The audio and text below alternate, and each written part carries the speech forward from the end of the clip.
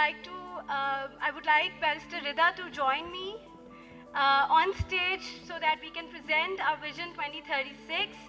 What you've just seen and which just got ruined in the end, the last bit, which was probably the best bit of the video, but we'll hopefully try and fix the technical error and maybe get back to it later. But we're going to proceed because the show must go on. And so we're here celebrating our 10 years, the journey of which you've just seen. But like we've spoken before this moment, the conversation cannot stop here and it must continue. So when Women Law began a decade ago, the questions were very basic. You've heard from Mariam also, like people even made fun of the name itself. But the questions were very basic. Some of them were uncomfortable also, like where are the women, which is still a question, sadly. Why are women missing from the courtrooms, for example? Why don't they have enough chambers? Why are there not enough women as female legal professionals, as partners in law firms, so on and so forth? And why do so many women enter law and then quietly leave it?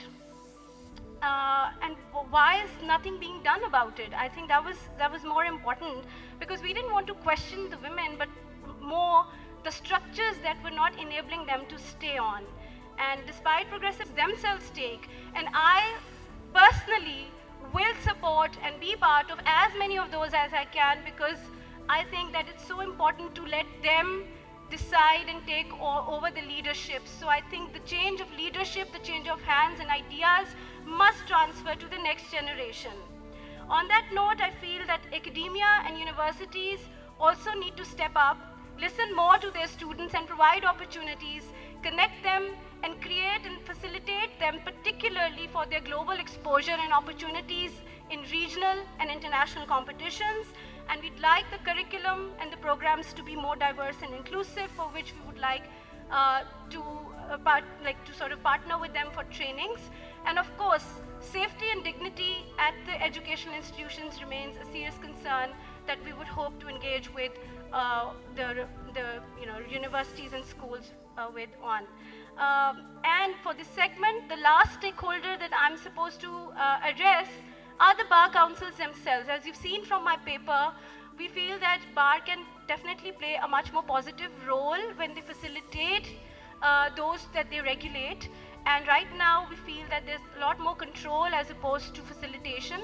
So we're going to try and get the bar to develop MOUs and conduct themselves in a... Assalamu alaikum everyone. The stakeholders that I'm going to start by covering are Parliament and policymakers. And I hope that initiatives like these give us the opportunity to have an open and honest discussion about where we are and about where women's representation in the judiciary is, and what are the action points from Parliament and for policymakers. The first aspect that I want to talk about are gender-sensitive committees. As part of the Women in Law Initiative of Pakistan, हमारा काफ़ी अरसे से ये मुतालबा रहा है कि जब आइन साजी होती है, जब कानून साजी होती है, जो कमिटीज़ तश्कील दी जाती हैं, उनमें ख़वातीन को शामिल करना बहुत ज़रूरी है. क्यों ज़रूरी है? क्योंकि पाकिस्तान में 50% आबादी ख़वातीन हैं और उनकी आवाज़ को शामिल किए बगैर लेजिटिमेसी नहीं है उन अमेंडमेंट्स को और उन रिफॉर्म्स को. तो जब आप आइनी तरमीम कर रहे हैं, जब आप कोई कानूनी रिफॉर्म ला रहे हैं, तो ख़वातीन की आवाज़ उसमें शामिल करना बहुत ज़रूरी है. 2024 में हुकूमत ने एक कमेटी बनाई, एक कानूनी रिफॉर्म्स की कमेटी थी, उसमें सिर्फ मेल लॉयर्स थे. और जब हमने आवाज़ उठाई कि इसमें आपने फ़ीमेल लॉयर्स को क्यों नहीं शामिल किया, एक कमेटी है जिसका मैंडेट काफ़ी ब्रॉड है, आपने कहा है कि कॉन्स्टिट्यूशनल और लीगल रिफॉर्म्स रेकमेंड करेंगे कि क्या चेंजेस होने चाहिए इसमें, तो आपने ख़वातीन को क्यों नहीं शामिल किया. तो कुछ हमें उस वक्त रिस्पॉन्सेज आए कि कौन सी ऐसी ख़वातीन हैं जिनको हम शामिल कर सकते हैं. बहुत सी ख़वातीन हैं, आप देखें, आप उनको शामिल करें. और जब आप आइन साजी, कानून साजी कर रहे हैं, तो ख़वातीन की आवाज़ शामिल करना बहुत ज़रूरी है. جب 26ویں اور 27ویں آئینی ترمیم کو بھی پاس کیا جا رہا تھا اس وقت بھی اسٹیک ہولڈرز کے ساتھ مشاورت نہیں کی گئی, کوئی میننگ فل کنسلٹیشن نہیں کی گئی, اور جب کنسلٹیشن نہیں ہوتی تو اس کا ایڈورس امپیکٹ خواتین پہ آتا ہے, اقلیتوں پہ آتا ہے, کیونکہ ان کی تو ویسے ہی ایک ایبسنس ہے, اور جب آپ اس طرح امینڈمنٹس کنسلٹیشن کے بغیر کرتے ہیں تو ان پہ ایک اور ایڈورس امپیکٹ آتا ہے. تو ہمارا مطالبہ ہے گورنمنٹ سے, پارلیمنٹ سے, کہ خواتین کو شامل کریں, ان کی آواز کو شامل کریں. خاص طور پہ اگر آپ عدلیہ کے حوالے سے ترمیم لا رہے ہیں تو خواتین وکلا کو شامل کریں اور یہ پوچھیں کہ جو ہم ترمیم لا رہے ہیں اس کا خواتین پہ, خواتین کی جو نمائندگی ہے اس پہ کیا اثر پڑے گا. اگر ہم بات کریں جوڈیشل کمیشن آف پاکستان کی, جوڈیشل کمیشن آف پاکستان وہ ادارہ ہے ہمارے آئین میں جو ججز کی تقرری کے لیے ادارہ ہے. اس میں بھی ہسٹوریکلی میل لائرز اور میل ججز ہی رہے ہیں, اس میں بھی فیمیل لائرز کی ریپرزنٹیشن نہیں رہی. 26ویں آئینی ترمیم کے ذریعے ایک اس میں کلوز ڈالی گئی جس میں کہا گیا کہ ایک اسپیکر نامینی کرے گا, یا وہ خاتون ممبر ہوگی یا وہ اقلیتوں سے ممبر ہوگی, اور اس سے یہ ہوگا کہ آپ نے ویمنز ریپرزنٹیشن اور مائنورٹی کی جو ریپرزنٹیشن ہے اس کو میوچولی ایکسکلوسیو کر دیا ہے. اور ہمارا پوزیشن یہ ہے, ہماری پرسپیکٹیو یہ ہے کہ ان کو میوچولی ایکسکلوسیو نہیں کیا جا سکتا. آپ ایسا نظام نہیں لا سکتے جس میں آپ کہیں کہ یا تو عورتوں کی ریپرزنٹیشن ہوگی یا مائنورٹیز کی ہوگی, دونوں کی ریپرزنٹیشن ضروری ہے. اینڈ ایز ویمن ان لا ہماری جو ڈیمانڈ تھی وہ یہ ہے, ہسٹوریکلی ہماری ڈیمانڈ یہ رہی ہے کہ ایک انڈیپینڈنٹ لیگل پروفیشنل کو جوڈیشل کمیشن آف پاکستان کا حصہ بننا, ایک فیمیل انڈیپینڈنٹ لیگل پروفیشنلز کو. جو یہ اسٹرکچر آیا ہے ترمیم کے ذریعے اس میں اسپیکر نامزد کرے گا نامینی, اور جو نامینی اسپیکر نے نامزد کیا ہے اس پہ سوال اٹھے گا کہ کیا وہ ایک آزاد نامینی ہے یا وہ پھر ایک سیاسی نامینی تصور کیا جائے گا. تو ہمارا ڈیمانڈ یہ ہے کہ آپ ایک انڈیپینڈنٹ فیمیل لیگل پروفیشنلز کو بھی جوڈیشل کمیشن کا حصہ بنائیں. جب ہم جوڈیشل اپوائنٹمنٹس کی بھی بات کرتے ہیں تو اس میں ایک یہ بھی پرسپیکٹیو کنسیڈر کیا جائے کہ ایک وائڈر پول آف کینڈیڈیٹس کو آپ کنسیڈر کریں. اس طرح کا قانونی ریفارم لائیں جس سے جوڈیشل انڈیپینڈنس اپ ہولڈ ہو. بین الاقوامی سطح پہ اگر ہم دیکھیں تو کافی ملکوں میں ایکیڈیمکس کو, پروفیسرس کو ڈائیورس لیگل بیک گراؤنڈ سے جوڈیشری میں کنسیڈر کیا جاتا ہے. پاکستان میں ہم عام طور پہ دیکھتے ہیں کہ ہائی کورٹ سے صرف سپریم کورٹ ججز کو اپوائنٹ کیا جاتا ہے, مگر ڈائریکٹ ایلیویشنز کا بھی ایک گنجائش ہونی چاہیے کہ ڈائریکٹ ایلیویشنز بھی سپریم کورٹ تک ہو سکیں. تو ہماری یہ بھی پوزیشن ہے کہ ایک وائڈر پول آف کینڈیڈیٹس کو کنسیڈر کیا جائے, اور افرمیٹیو ایکشن کے ذریعے آپ جو ہے آپ لا سکتے ہیں خواتین کو نظام میں, اور آپ وہ اسٹیپس اڈاپٹ کریں جو آپ کو افرمیٹیو ایکشن کے ذریعے کانسٹیٹیوشن بھی یہ اختیار دیتا ہے. As far as the recent constitution amendments are concerned, ہماری پوزیشن ہے کہ وہ تمام constitutional amendments, وہ تمام قانونی ریفارمز جو ریسنٹلی آئے ہیں, جو عدلیہ کی آزادی کے خلاف ہیں, جو بنیادی انسانی حقوق کے خلاف ہیں, ہم ان کے خلاف کھڑے ہیں. And we support those amendments that uphold the independence of the judiciary and that uphold fundamental rights. And as far as the appointment of the Chief Justice is concerned, ہماری یہ بھی پوزیشن کافی عرصے سے رہی ہے کہ گورنمنٹ کا chief justice کے اپوائنٹمنٹ میں کوئی رول نہیں ہونا چاہیے. اور اس کی ایک بہت بیسک وجہ ہے کہ حکومت ایک پارٹی ہے, حکومت ایک litigant ہے, اور the government should not have a role in the appointment of the Chief Justice. And the provisions of our constitution, they empower parliament. Article 25(3) says that nothing shall stop the state, nothing shall stop the government from making special provisions for the protection of women and children. And that Article 34 says that full steps shall be taken to ensure the participation of women in national life. So we urge the government and we urge parliament to use the power that they have of affirmative action to uphold judicial independence, not to curb judicial independence. اور آخر میں حکومت سے یہ demand ہے کہ وہ ایک ایسا ایٹماسفیئر کلٹیویٹ کریں جہاں پہ وکیلوں کو آزادی سے کام کرنے کی اجازت ہو. ابھی حسن نے بھی بات کی, پیکا کے قانون کی بات کی, ویپنائزیشن آف لا کی بات کی, اور یہ بھی ایک حکومت کی رسپانسبلٹی ہے, حکومت سے ڈیمانڈ ہے کہ وہ ایک ایسا ایٹماسفیئر کلٹیویٹ کریں جہاں پہ لائرس کو آزادی سے کام کرنے کی اجازت ہو, where lawyers do not fear that by doing their professional duties they can be prosecuted or subject to criminal prosecutions.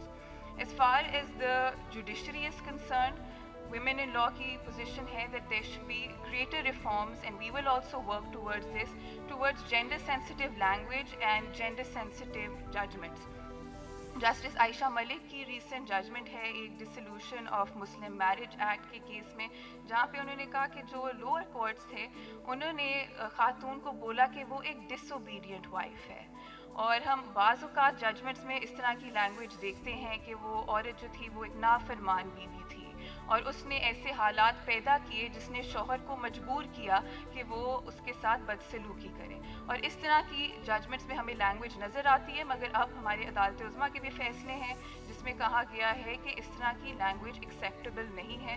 Gender sensitive language بہت ضروری ہے، مگر اس کے باوجود چاہے وہ جنسی تشدد کے کیسز ہیں لوور کورٹ کے لیول پہ یا پھر ایون ہائی کورٹس کے لیول میں، ہمیں اس طرح کی زبان نظر آتی ہے. ایک ریسنٹ 2020 کے کیس میں لکھا گیا کہ جو عورت تھی وہ تو ایک طلاق یافتہ عورت تھی جس نے جنسی تشدد کا کیس کیا، اور جو اس سے انسینیویشن تھی وہ یہ تھی کہ کیونکہ وہ ایک ڈیورسی تھی کنسینٹ کو اسیوم کیا جا سکتا تھا. ریسنٹلی بھی کچھ کیسز آئے ہیں جہاں پہ ریپ کی سزا کو فورنیکیشن میں تبدیل کر دیا گیا ہے. قانون میں ترمیم لائی گئی کہ ریپ کی سزا کو فورنیکیشن کی سزا میں نہیں تبدیل کیا جا سکتا، مگر پھر بھی عدالتوں کی طرف سے اس طرح کے فیصلے آئے. تو ہم as women in law initiative ہم جینڈر سینسٹائزیشن کو سپورٹ کرتے ہیں، gender sensitisation initiatives at all levels of the judiciary, because learning should never stop, and we need such initiatives within the judiciary because کچھ ایسے stereotypes ہیں، کچھ ایسے biases ہیں جو ہماری جوڈیشری میں بہت امبیڈ ہو گئے ہیں، اور ان کو چیلنج کرنے کے لیے جینڈر سینسٹائزیشن انیشیٹیوز بہت اہم ہیں.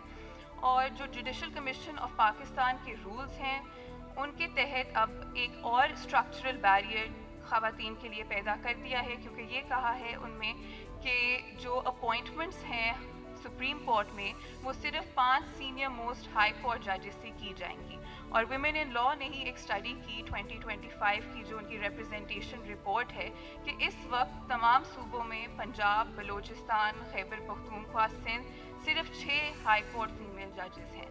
تو اگر آپ اس طرح کا اس نظام اڈاپٹ کریں گے کہ ہم صرف 5 سینئر موسٹ ہائی کورٹ ججز سے ایلیویشن کریں گے تو آپ ایک طرح سے انشور کر رہے ہیں کہ خواتین کی ایک نیئر ایبسنس ہو. تو جوڈیشل کمیشن آف پاکستان کے جو رولز آئے ہیں جو 2024 میں آئے ہیں، ہمارا یہ بھی ایک ایکشن پوائنٹ ہے. ہم we submitted the proposals as well کہ ان کو ریویو کیا جائے from a gender sensitive lens. آخر میں for female legal professionals, because we have female legal professionals from a whole host of backgrounds here, whether we're litigants, corporate lawyers, academics, whatever our background is, we have a shared vision, we have a shared goal, and I always believe that when we advocate together, we are stronger together.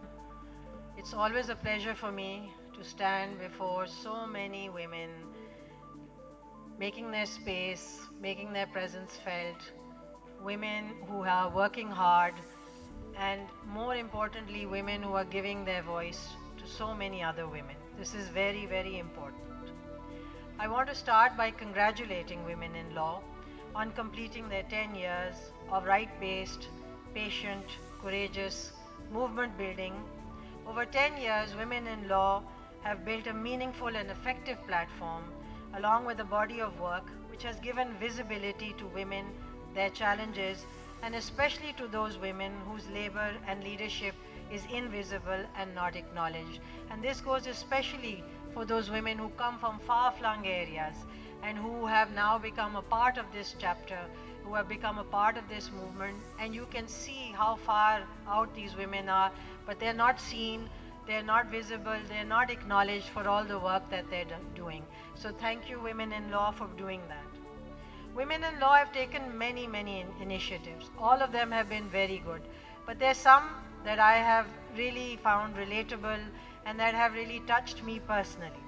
One was the 100 Years of Women in Law photo exhibition. This was an immense effort in putting together pictures of women who are working in the legal profession in one capacity or the other, and it gave visibility to so many women from so many areas, women that even I didn't know existed in the legal profession. I also want to congratulate them for really working hard on bringing data-based reporting. This is so important, and I know personally how NIDA has struggled to get data, but this is important because we must speak from science. We must speak with numbers. We must speak with facts which are unrefutable. Their mentoring activities, very important because you have to cultivate a whole generation of women leadership. It's not just about the women today, it's about the women tomorrow. Where are those women going to be? And you have to double and triple your numbers. It can't just be the numbers that we have today. And most important is their engagement with law and policy. That is fundamental because that is what shows how silence, how exclusion, and how persistent failure to recognize women as full participants in the justice sector matters. That is what we all have to think about. Today, the unveiling of this journal, Tracing Transformations of Law, is just another step to show how important it is to talk about change, to talk about where we should be going and where we are today. It's an important initiative because it is necessary to assess whether the reforms that are being advanced are actually making a change, are making a difference, or are they just reframing the issues, reframing the discourse. So before I continue with my speech, let's just take a moment to congratulate women in law, to congratulate all these women sitting here on the great work that you've been doing.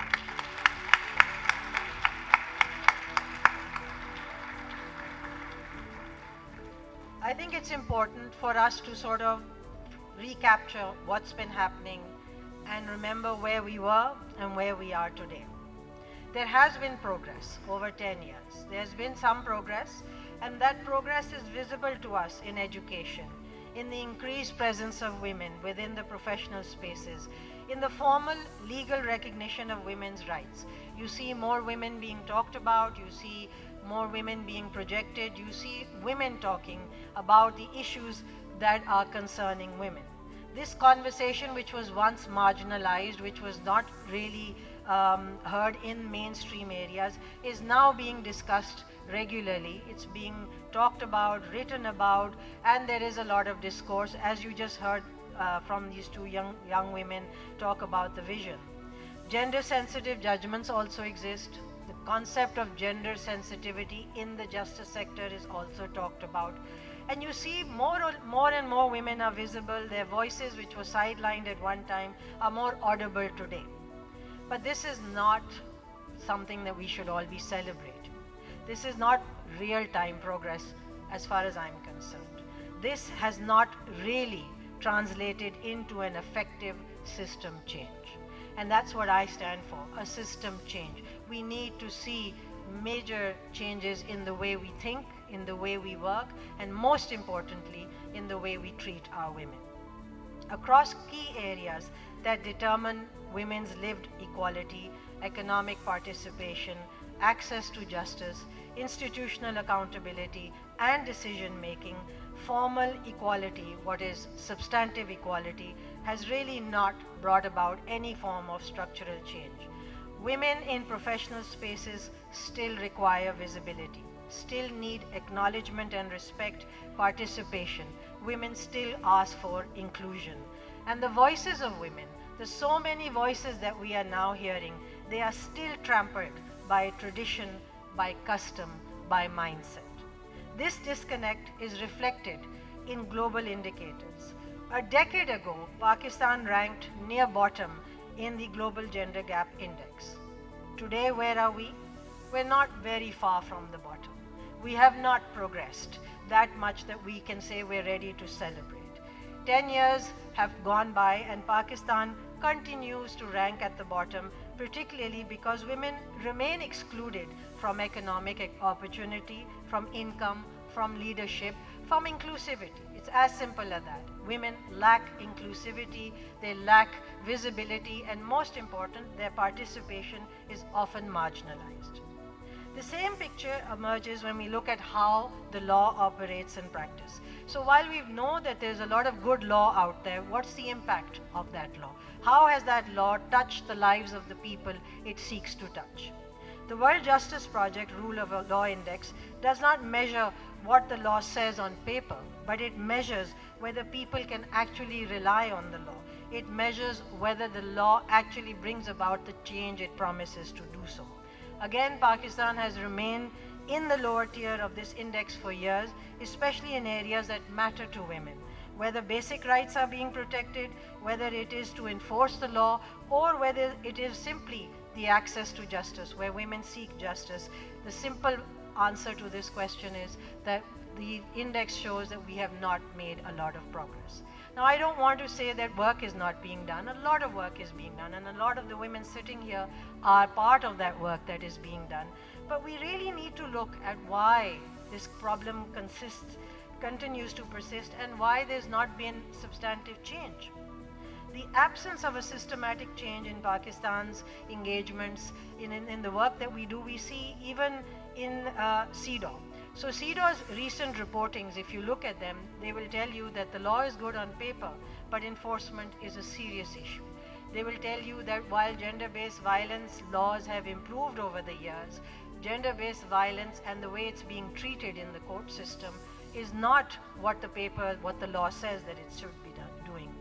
The Global Gender Gap Index, the World Justice Project Rule of Law, the many reports that you will pick up, they will all show you one and the same thing, that although there is legislation, there is policy, there is conversation, but enforcement is a serious issue. So when we look at the bigger picture, what do we see? The issue is not a lack of reform, it's not a lack of legislation, it's not a lack of policy making, it's a lack of an institutional change. Progress remains basically on paper, so we're really ticking boxes. Laws are enacted, judgments are made, judgments are delivered, but the enforcement is very weak. The law keeps resisting rights where lived realities remain, while the law keeps restating the rights, the lived reality remains unchanged. So the real question is, when will this cycle break? And when will women feel the change? For me, the answer now is that inequality is no longer accidental. It is structured, it is sustained, and it is deeply embedded in our system. This is why we cannot keep focusing on whether we're doing better than before. That's no longer a matter. The more difficult and necessary question is whether we're doing enough to bring about the change, whether we're doing enough to be recognized as being equal. Even today, it's easy to ignore women, it's easy to sideline women, it's easy to reduce their numbers and make sure that they are not put in the places that they are supposed to be in. And more important, it's easy to simply say, I don't want to work with women. Because where the majority of the workforce is men, they can very easily say that it's difficult to work with women because she apparently doesn't understand. What I want to do is share with you my 14 years on the bench, serving as a judge of the Lahore High Court and now the Supreme Court. What are my impressions and what have I learned over the years? I feel that we cannot target institutional reform or change in mindset by just giving words, by just speaking, by just writing judgments, by just enacting law. So for example, women face the problem of early marriage, of being denied their inheritance, of domestic violence, of harassment, and of not being given custody. And yet these matters are fairly settled in law, I would say. They're settled in case law as well. But these matters continue to reoccur because they're habits, because they are the way society thinks, because these are the way that our attitudes have been framed, and those attitudes have not changed. So even settled legal standards, settled legal principles, judgments, laws, they are not really applied in practice. And we continue to forgive and forget. We continue to proceed further, and you'll see that even today women come claiming their inheritance, which is baffling because that's not even man-made law, it's God's law. Why aren't we following God's law? Why are we denying women inheritance? And more so, for me, it's important to answer, why is it so easy to do it? Why do they get away with it? So this is something that everyone should think about. But let me give you some real-time examples that we face on a daily basis.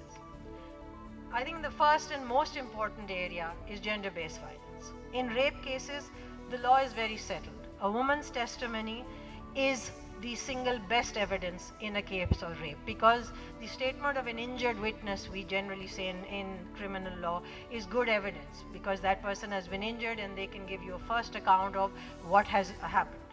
But when we see cases of rape, when we read judgments of women whose cases have been dealt with, you find that victim blaming still continues. It still matters why she was there, what was she doing there. It still matters whether she should have been there or not. It still matters what she's wearing. What matters more than anything else is the behavior of the victim. And where's the perpetrator?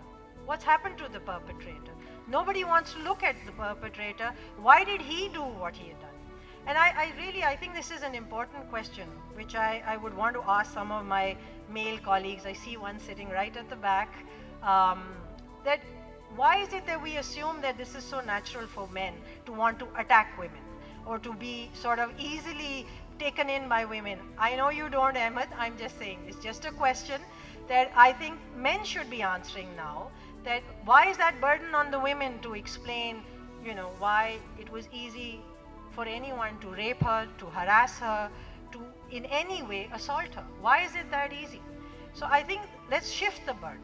Let's stop defending these women and let's stop making the conversation about defending the women. Let's shift the burden and ask the men that, what's wrong with you?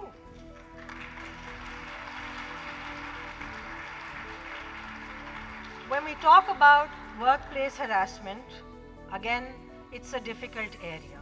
For the longest time, we didn't want to understand harassment, we didn't want to believe harassment, and basically, women who filed complaints about harassment were troublemakers. They were the bad ones in the system who just wanted to stir up trouble. In that context, now you see a big difference. You see more complaints coming up, you see more discussion, you see more people wanting to talk about harassment. Is it real? Does it happen? Can we prevent it? What can we do?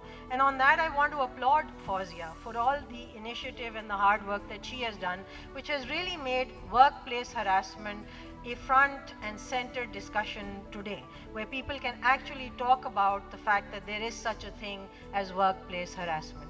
And I know it's difficult to understand, but it's only the woman who understands what that stare means. It's the woman who understands what's that innuendo in that message that has been sent to her, why she's being stared at, why she's being made to wait, why she's not being promoted. She understands it. And what we need to do is give that understanding a voice. What we need to do is give that understanding meaning, because that's why there's a law on it. So I don't think these are choices and options. We have to change the attitude. Harassment at the workplace is an issue, it's a problem, and we have to deal with the problem. We're not asking for choices and charity, we're asking for it to be treated as the offense that the law has made it out to be. Again, in property cases, even today in the courts, you will find women fighting for their rights, whether it's inheritance, whether it's property that she's been gifted. Somehow it's very easy to deny and deprive her of that right. And while the law is helping women, while it's recognizing their position, the weaker position that they're in their household, still it's a practice that we have not been able to change, because the words of the law, the words of the judgment can't change attitudes. You need something more, and that's what we want to talk about. What is that more that we can do? The same issue arises when you look at labor and employment cases. It's easy to sideline women. It's easy to deny women opportunities. It's easy to have a conversation on how to bring more women into the workplace without including the women. That is absolutely, again, mind-boggling, how you can have a discussion of how to bring more women into the workplace, but not actually talk to the women. And if you are talking to the women, you're not talking to the women at the workplace to ask them how to encourage more women to come to that workplace. You're talking to women outside that particular workplace. So it's like it's a way we do business. It's the way we think. It's the way it's the way we exist, which we need to change. Family law disputes, again, a very difficult and an area that shows that while courts are repeatedly supporting women, whether it's custody, whether it's remarriage, even where cases of abuse are concerned, however, you find that the attitudes unfortunately even in the courtroom, is all about ignoring what she's saying and focusing more on keeping the marriage intact, keeping the family together. And I think the answer to that is very simple. The law doesn't, that's not what the law sets out to do. The law sets out to give women the right to dissolve the marriage, to ask for a khula, to ask for custody, divorce, whatever it is. That's the job of the law. The law has not been given the job to become a moral compass for women to decide whether it's better for them to stay in the family unit or whether it's not. So the job of the judges is to look at that law and to apply the law and not to question why she's doing it. And more importantly, it is for the justice sector to recognize that she is a litigant in that system who has a right to come to the courts and to seek that basic right. There are many, many areas. I could go on forever, whether we talk about digital rights, cybercrime, climate change. There are so many areas where the conversation for me is totally lopsided, where we are ignoring women, their participation, and we're really not taking them to be major stakeholders in the system. So the difficulty for me is not the absence of law, but the persistence of weak enforcement, entrenched gendered assumptions that continue to shape outcomes and do not help to shape the way the law should shape attitudes. Where settled law is applied unevenly and enforcement is treated as optional rather than obligatory, that's when rights lose their certainty, when they lose their value, because we ourselves have given people the option to go ahead and be discriminatory in their actions. As a result, women are repeatedly required to litigate for protections that are already recognized and supported by the law. This does not reflect meaningful access to justice. This does not reflect anything that suggests what the law is supposed to do. This reflects endurance. Endurance of that woman who has to fight the system, fight the mindset to get that she is legally entitled to. A system that requires persistence rather than providing protection shifts the cost of institutional failure onto those who are least able to bear it. Effectively, over time, decision makers have learned to delay and redirect the issue rather than to resolve it. So this is a problem that is common, and I think anyone and everyone sitting in this room, every woman in this room, will be able to relate to this fact. It's either something you have experienced or you know someone has experienced. But accessing justice is very difficult. It's not easy. And one of the reasons is that even if as a woman lawyer, as a woman judge, your acceptability is less. And what you say has less meaning. It has less force. It has less impact. And so you have to raise your voice, you have to collect your numbers, and you have to try to make a point which can again easily be sidelined because you're not on that table that's taking decisions. You're not influencing policy. And more importantly, you're not really considered a worthy participant. And it's with a very heavy heart that I say that, but it is a fact. It is a lived fact of many, many women. So what are the challenges? What are the challenges? And we've heard all morning the same thing being said, but let me just articulate it in the way I best understand it. Two big challenges: enforcement and mindset. When we talk about mindset, it's absolutely critical to understand what mindset is. It operates at two levels. One, it operates at an institutional level, where decisions are being made, where they are being institutionalized, where policy framing takes place. There is a mindset. Even in the courtroom, there is a mindset. And that mindset works with stereotypical assumptions about women. And if there are no stereotypical assumptions about women, they work with a stereotypical approach to what the role of women is supposed to be. The second is society as a whole. Society which has sort of engulfed and accepted this deeply rooted mindset and believes that this is the way it's supposed to be. We've moved on from there. We've moved on from there globally. We've moved on from there when we do our writings. We've moved on from there in lawmaking, in judgment writing, but the mindset stays where it is. That's why you hear the same words being repeated. That's why in gender-based violence cases, you're still looking at the victim and not the perpetrator. That's why in harassment cases, you're still thinking, did she do something? Is she a troublemaker? Or is she the one who's actually caused all the problems is just simply harassing her boss or her employee. That's why these questions keep arising even today. When people see that we can keep negotiating ourselves out of the law, that it has no consequence, that attitudes and behaviors will never change. They'll never change, and the need to change and or to adapt or to sort of diminish the issues that women face and to disbelieve them has become easier, and the ability to ensure that she gets her rights has become difficult. That's why we just keep having these conversations again and again, but we don't see that the real-time impact that it should have. Then there's enforcement. Enforcement is critical. Enforcement is about the laws we make, the judgments we give. It's about making sure that those laws, those judgments touch the realities of the women, particularly, that they set out to protect. Enforcement is not a choice, it's not an option. It's a legal responsibility on the people who are there to ensure that judgments and laws, that policies are enforced. And enforcement is weak because we don't have a proper reporting and monitoring mechanism. We make the law, but we don't see how to carry it through. We don't make systems that will help carry the law through. We don't have a mechanism to even check whether the law has achieved its objective. So if we're not doing any of that, then what is the law setting out to do? What is the change that it's making? And how is it making a difference? When rape laws are becoming tougher and they are becoming more sort of attuned to global standards, then why isn't the number of rape, why isn't that decreasing? And why aren't we getting more convictions? Why do we still have more acquittals? It's a serious issue to ask. So we have to think about it, that what has happened over time.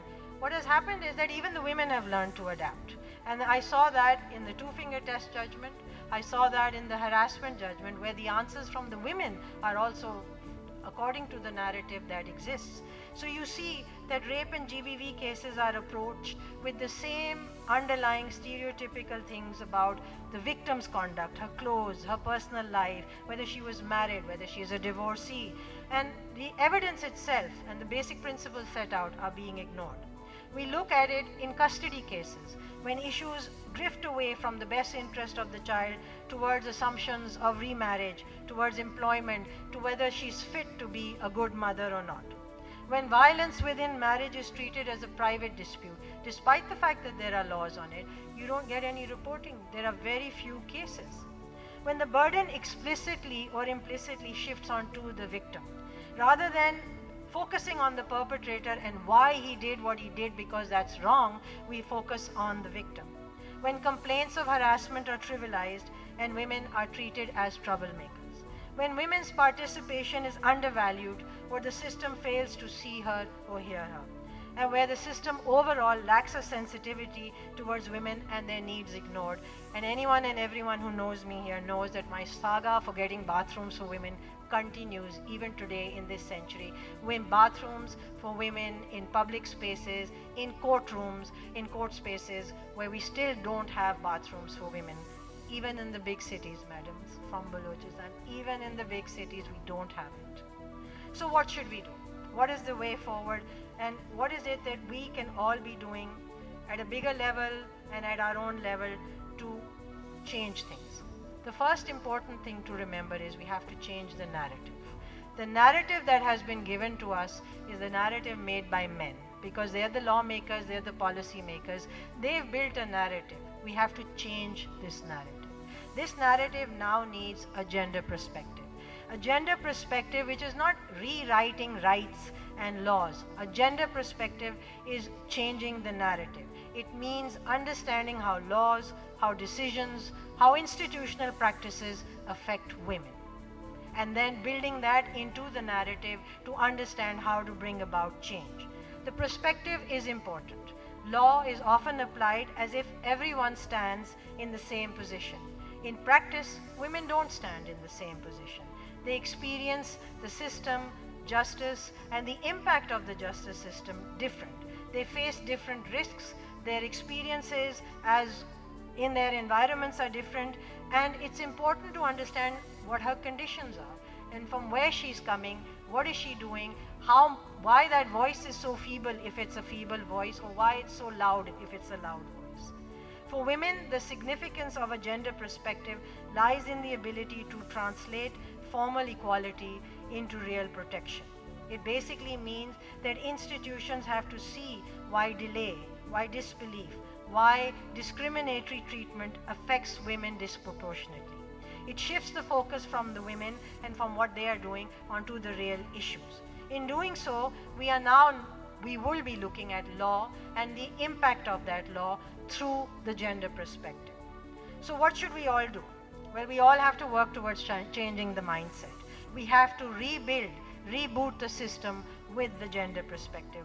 We have to build systems which is not just gender sensitive, but which understands how to interpret and understand law and accessing justice, how to interpret women's representation real time. That's what the gender perspective is all about. And when I say real time, I speak from my own lived reality in the justice sector. It's really tone deaf to women. It really is. And you have to be in that system to know how insensitive it can be to females who struggle and come there as litigants seeking justice, and how they have to face a whole lot of injustice in seeking that justice. So while we're building systems, when we're looking to change the narrative, when we're looking to create new systems for us, I think each and every one should look at the role they have. It's not just an institutional role, it's a personal role. All of you have a role to play. All of you have a role to play in changing this narrative.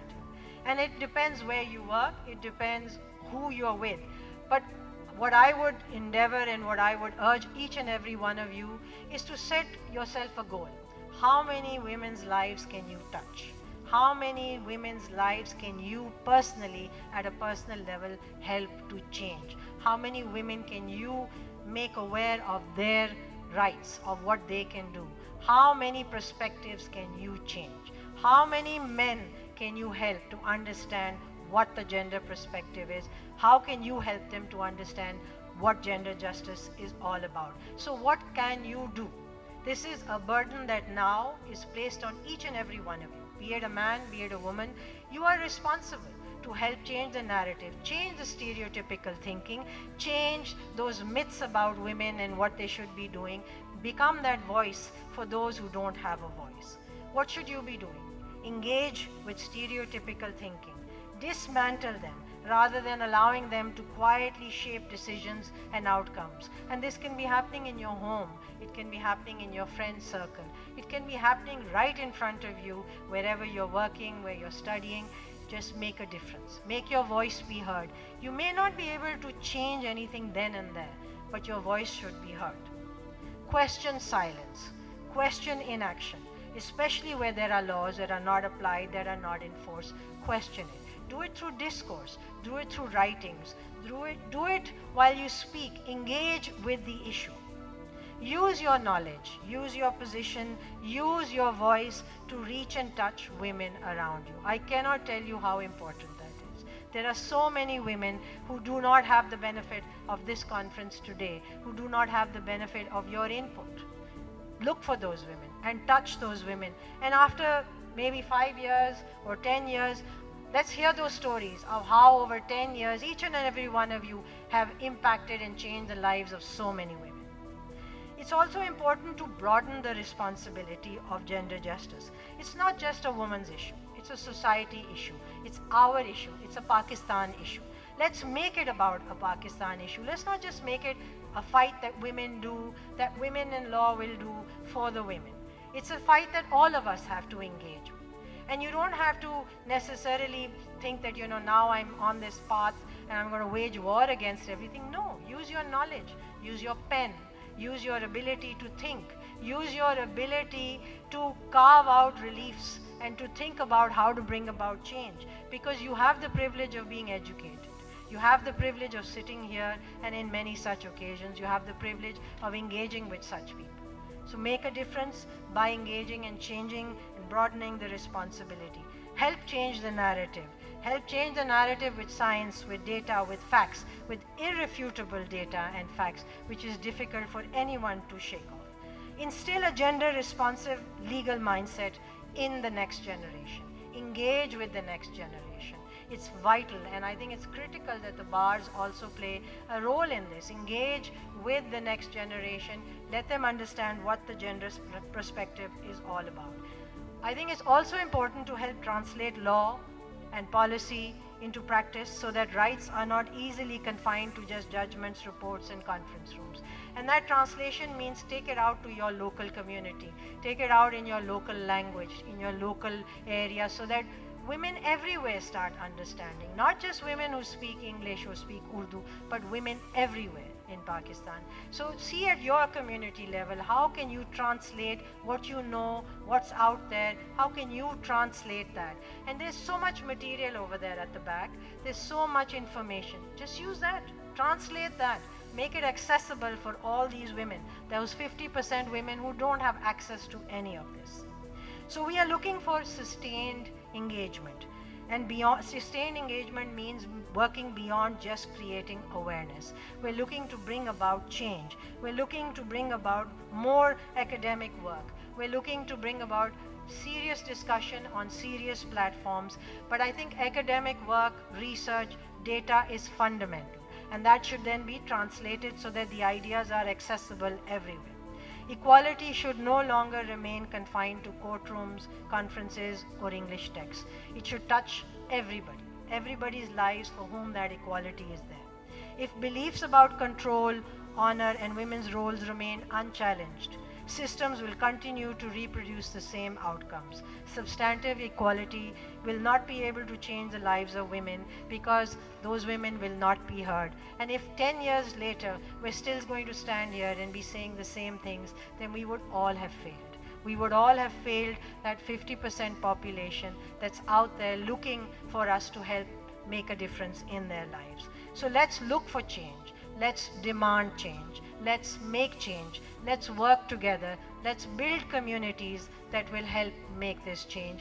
And I urge each and every one of you today, go home after this, the end of this event, and ask yourself, what am I going to do next month, next 3 months, next year? What am I going to do? How am I going to be that woman who's going to change the life of another woman? How am I going to help make a difference in someone's life? Thank you very much.